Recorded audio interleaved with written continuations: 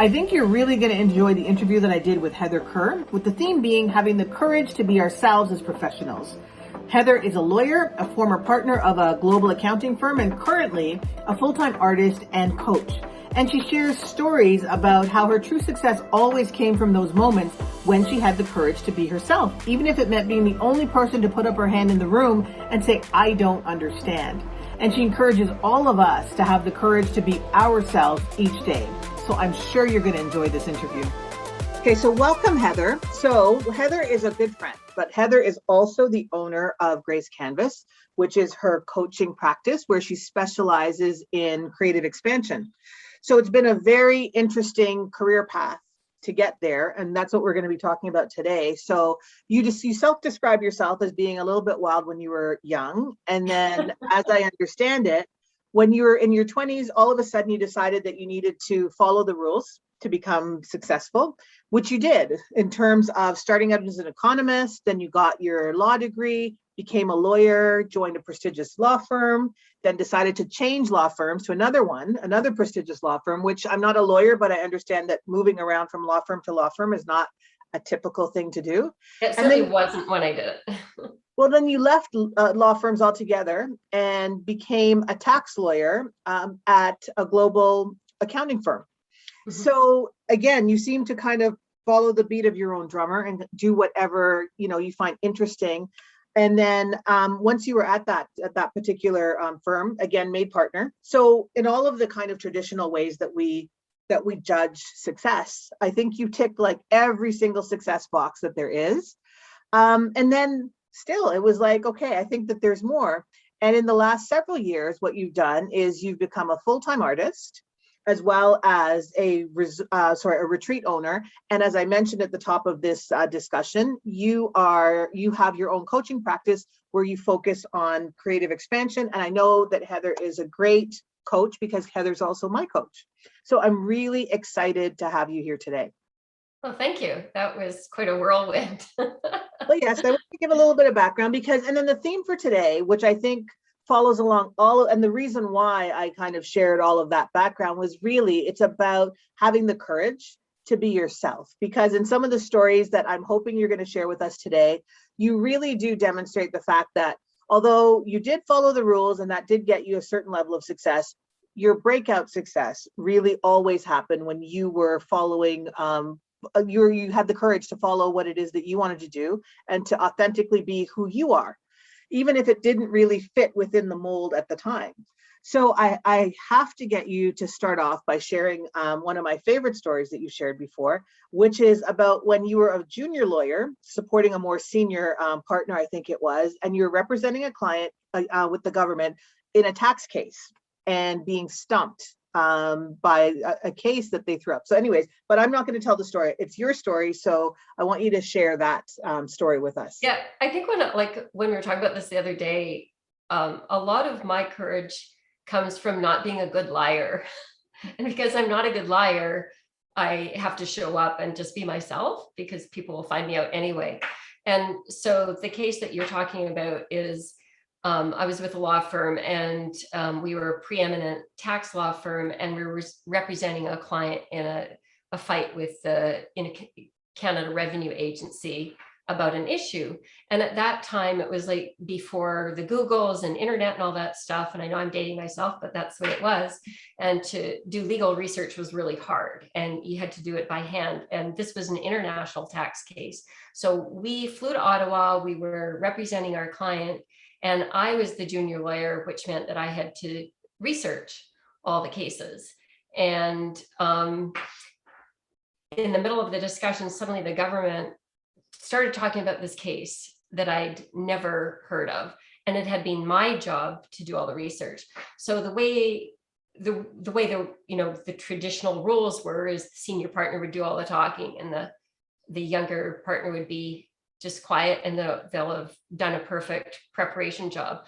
And when they talked about this case that I hadn't discovered, I basically put my hand up and said, look, I just want to let you know, I'm the one who had to do all the research for this. I never saw that case. I don't know what case you're talking about. Can you tell us what the case is so we can basically go home and research it? And the senior partner was just daggers, like daggers, like, you do not admit that you don't know something. This is not what you do. You're not actually supposed to speak. Like, this is just terrible. So we kind of left the meeting, tails between our legs. We got on the plane to come back. The senior partner was absolutely furious. He was just like this black cloud. And then lo and behold, a couple of days later, the CRA calls us up. The case actually didn't exist. They'd read a footnote in a book and about an issue that had been discussed and pretended it was a case. And they ended up having their tail between their legs. And we ended up winning the case and getting the client the result they wanted. And that was my first lesson on being really honest. Like, there's no point in showing up and saying that you know stuff when you don't know. And that was part of me. Like, I'm naturally very honest. As they say, I don't lie very well. And for me, that was my important lesson. So, and also just to put it in context, and I'm sure a lot of people listening can relate, like, you're talking about being representing a client as a junior lawyer, obviously ambitious and wanting to move your way up within the firm. I know people who wouldn't even do that in a meeting with their peers, put up their hand and say, sorry, I don't understand what you're talking about. So I can imagine how much courage it must have taken for you to do something like that. So yeah, that, and also the lesson that I'm sure sometimes some people get away with those things because nobody ever challenges them. So it's like, okay, I throw it out there, kind of put some smoke and mirrors, but yeah, just the value of being able to put up your hand and just honestly saying, I don't know. Well, and that really was the game on, I call it Bay Street, that's area of Toronto where all the lawyers are, right? And that was the game, to just like fake it until you can make it, right? Like, just bullshit, basically. Yeah. So big lesson early in your career. And then I think you also shared kind of a different angle to the same thing, whereby you were talking about, you felt that you had to be a certain kind of persona. You had to kind of hide a bit of who you were to be this strong corporate person to be successful. And then at some point you realized that wasn't necessarily the best way.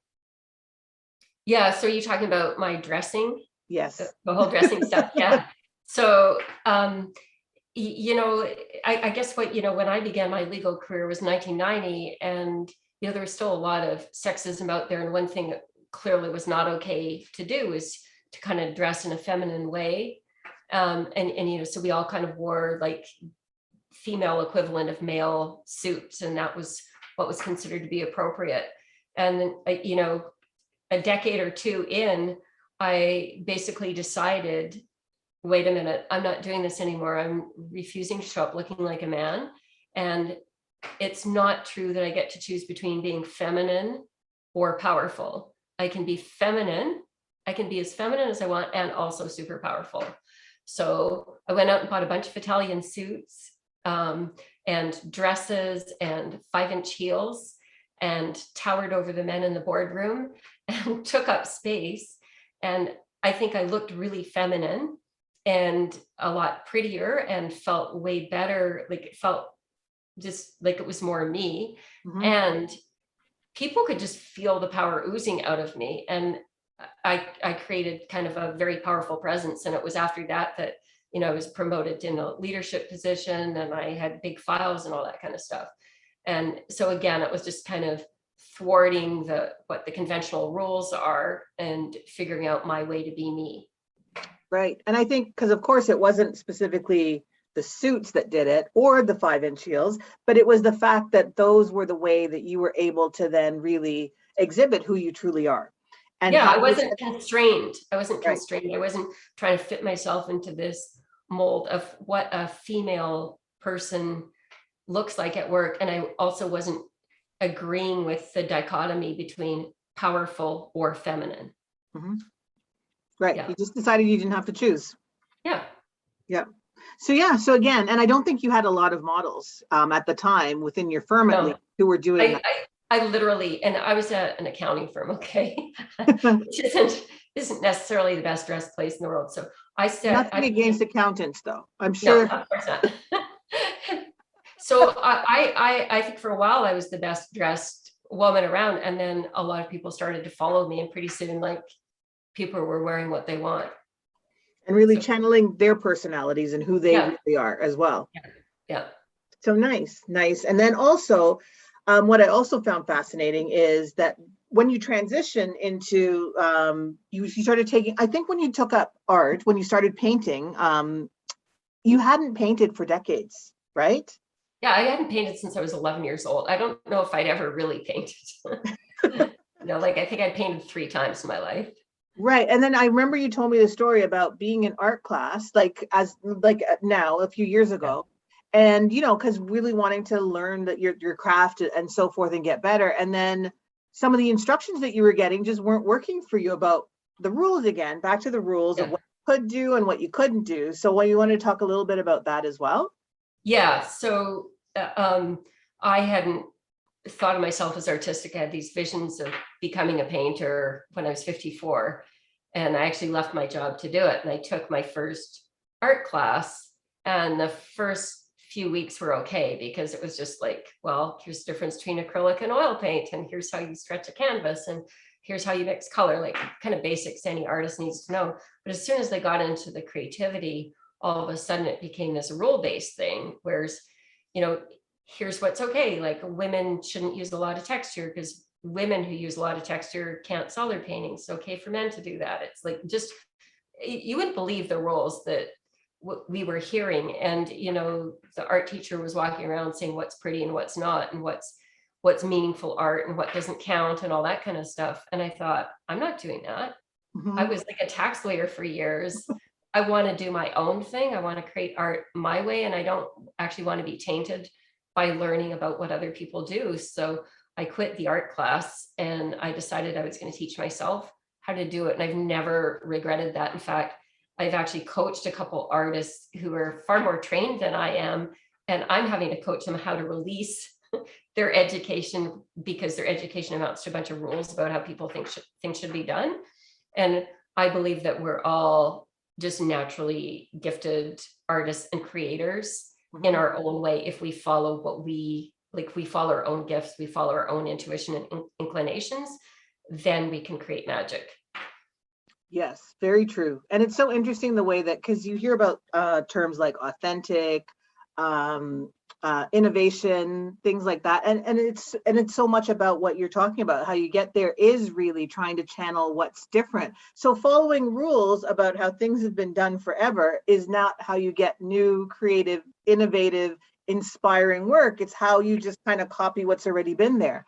And to your point, because if I go back to when you were even talking about where, you changed how you expressed yourself, like with your clothes and everything at work, where you're able to now felt more comfortable channeling yourself and who you were when you were kind of operating in that environment, and how that's really how you get to that place, by finding whatever it happens to be that allows you to feel like you're being more of yourself. So, but Exactly.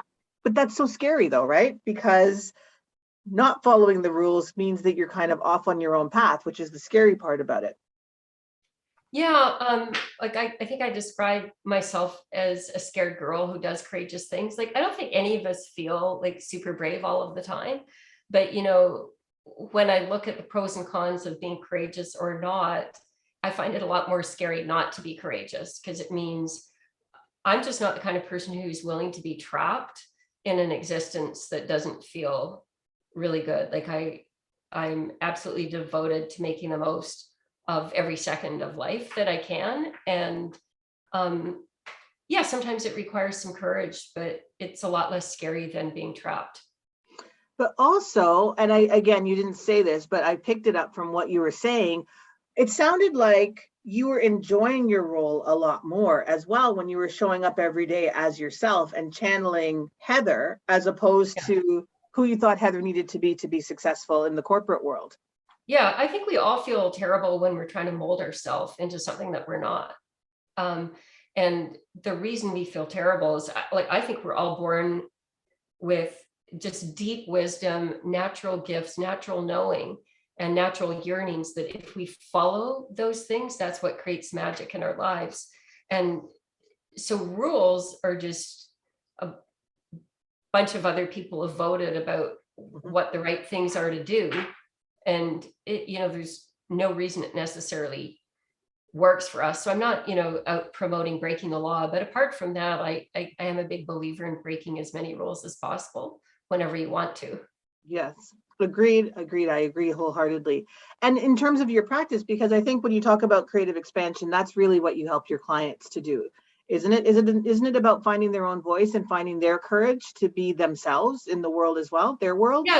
Yeah. So it's really, I think about my coaching practice helping people become more fully themselves. And I call it creative expansion because creativity is like I think of creativity as stepping into that inner drive, that inner yearning, and creating whatever you want to. So creating the life and creating the career that you want. And expansion is just the way that you can tap into your inner knowing is when you think about doing something, if you think about it and you feel into your body, your chest will expand when it's the right thing for you to do, when it's, bringing what's uniquely you into the world. It's stepping into your magic. It's that expansive feeling. So creative expansion is, to me, kind of captures those things. Right. Which isn't something typically that we hear from tax lawyers, right? No, I think a lot of my former colleagues are kind of going like, Heather's doing what? To your point, though, because we're not abandoning our left brain and the logic and the planning and all of those stuff. We're not abandoning them. It's just that I think what you're saying is that that's really weighted very heavily in our society, definitely in the corporate world. It's kind of like that's really where it is. And those other pieces that you were just talking about in terms of how we feel, whether something feels right, or if we have kind of like an inkling that I'm not sure, maybe we should pursue something else. Like that part is the part that we always, push away, push under the covers. If you can't put it in an Excel spreadsheet, then it doesn't matter. So it's really about giving a voice and starting to listen to those parts of yourself as well, right? And then you kind of hinted at an important point that I don't want to avoid, which is I think for a while after I found the art thing and the life coaching thing, I thought, I need to be all that other part of my brain. But that's also not one of my big things is a sense of wholeness. Like the analytical, logical part of my brain is also me. And I think if where the magic lies is tapping into our whole brain, all the parts of us, the creative, inspirational, knowing side, and also the side that can get out there, plan things and get things done and be logical and rational, right? As well. So there's a place for all of it. For sure. So then in terms of the clients that you work with and some of the advice, given what you've seen, and I'm sure there's tons of advice that you would give somebody, but if you could just boil it down to like one or two things that you think would be useful for somebody listening to this who wants to, tap into more of that and wants more creativity in their professional life, like what are any tips that you would provide? Well, I think the first thing I would say is just one thing that holds a lot of people back is something that we call limiting beliefs. In other words, something that we believe is true that actually limits our lives. And I think the biggest one a lot of my clients experience is this feeling of feeling trapped or stuck. It comes from the thought that I'm trapped or stuck. So just knowing for all of your listeners that if you're ever saying to yourself, I'm trapped or I'm stuck, I want you to challenge yourself and say, how is it not true that I'm trapped? How is it not true that I'm stuck? So that would be the first thing, kind of dealing with the analytical part of your brain that's telling you those things. And then in terms of just stepping into your creativity and that knowing part of you, I'm going to use the word meditation in a very broad way. And I'm actually just releasing an podcast episode about this. So it's really at the top of my mind, but I believe that we all have access to like infinite creativity, infinite wisdom, and where we find it is through meditative acts. And meditative acts are really just anything that brings you out of like that striving kind of thinking, more into the present moment, more into feeling your body, or really diving into like listening to music and just floating away in the music, or looking up at the sky and floating into that, things that get you more into a being state rather than a striving planning, thinking state. And it's in those kind of spaces and calmness where we can all find and deepen our creativity and even find quantum leaps that change us. So it's kind of like meditation is magic. Yeah, absolutely. And you have a post on Instagram this week where you took a picture down at the beach. And that's Yeah. exactly what you're talking about. You were talking about the fact that even standing there looking at the water and the peacefulness and noticing the clouds and everything, even just that moment, because yes, everybody thinks that meditation is, eyes closed, cross-legged on the floor. Yeah. But you were saying that even that moment of really being aware and present to what was around you and noticing things is a meditative activity, which really calms you. Here's something simple anybody can do. And somebody, I think it was Eckhart Tolle or somebody mentioned this, and it kind of blew my mind and really expanded how I thought about meditation. It's like you're in rush hour, okay, and you hit a stoplight. When you hit a stoplight, stop, just breathe in slowly through your nose, let all the air out, and then look into the color and notice how beautiful it is, that red color, and let it suffuse you. And then your meditation ends when the light turns green. Like little moments like that can change your life. So I know that you have tons of wisdom like this, and you have a weekly podcast that you broadcast, and you share all of these ideas, because I think that, yes, you said that you have one coming up talking about meditation, the expansive form that it takes. And so if you wanted to share, like in terms of if somebody wanted to follow you, get more of this wisdom, where could they find you online? So I think the best place is my podcast. It's called The Unlikely Artist Podcast. Podcast isn't part of the name. It's The Unlikely Artist. And that's on Apple, Spotify, all the usual podcast platforms. Or you can find it on my website at www.gracedcanvas.com/podcast. Or follow me on Instagram under Grace Canvas Coaching. Those are probably the two best places. I'm also on LinkedIn under Heather Kerr. Okay, nice. And for sure, I'm going to have all of those links posted for everybody so they could reference them afterwards.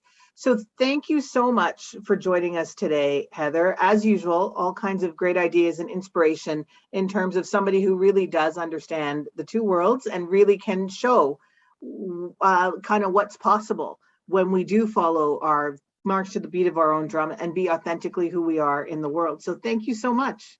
And by the way, you've been an amazing example of doing that, multi-talented in all areas of your life. Thank you very much, Heather. All right, well, have a good afternoon. Okay, thank you so much. If you enjoyed that interview, please subscribe to my YouTube channel, My Lemonade Stand.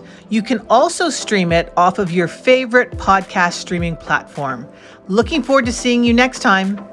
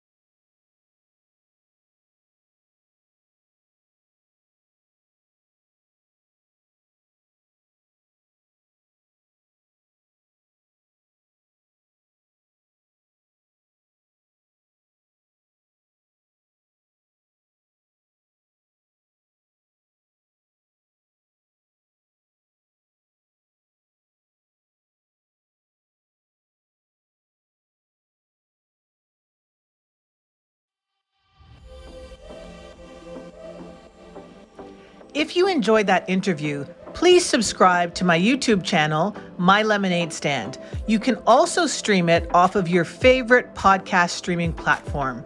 Looking forward to seeing you next time.